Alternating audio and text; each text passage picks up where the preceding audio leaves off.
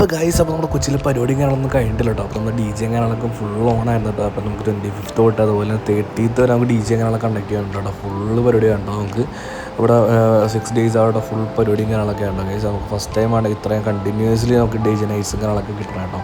അപ്പോൾ നമ്മൾ ഭയങ്കര എക്സൈറ്റഡ് ആണ്. കുറേ ആൾക്കാരുണ്ടായിരുന്നു കേട്ടോ. കുറേ ആൾക്കാരാണ് ഇവിടെ ആൾക്കാർ കുറേ ആൾക്കാർ പുറത്തുനിന്നൊക്കെ ഉണ്ടായിരുന്നു കേട്ടോ. അടിപൊളിയായിരുന്നു ഡി ജെ കാണാനൊക്കെ നടത്തുന്നത്. നമ്മുടെ റിലാക്സ് റെസ്റ്റോറൻറ്റ്സും കാര്യങ്ങളൊക്കെ ആണ് നമുക്ക് ഡി ജെ കണ്ടക്ട് ചെയ്ത് കേട്ടോ.